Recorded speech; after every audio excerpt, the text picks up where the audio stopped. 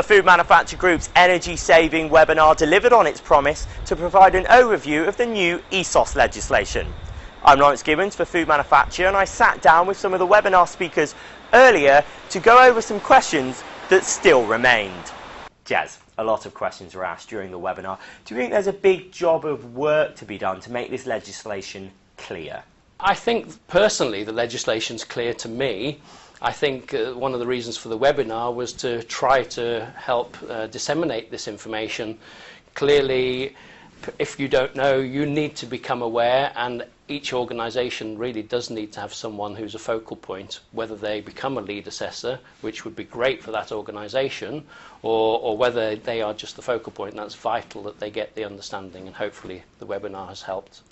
Is this scheme useful for small firms as well? If you're meaning for organisations with less than 250 employees, then sure. I mean, there's opportunities that are substantial, even in smaller organisations, and the opportunity is as much behavioural as it is technical. I constantly am amazed, especially in the latter years of my 30-odd years experience in energy, in getting involved with training and other areas of behavioural improvements. Not a very nice word, but you know, one way to sum up the non-technical and non-capex investment improvements that are available is that it is at least 50% of the potential prize. Martin, the scheme is mandatory for large firms, but what, if anything, can small companies take from this? ESOS provides a framework which is applicable to any size of organisation. And so, yes, it is mandatory for people with either more than 250 employees or fewer than that, but the large balance sheet and turnover that I mentioned in my presentation.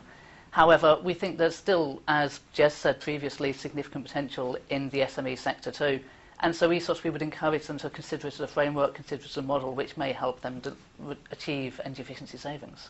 Richard Clothier, what benefits can energy savings bring?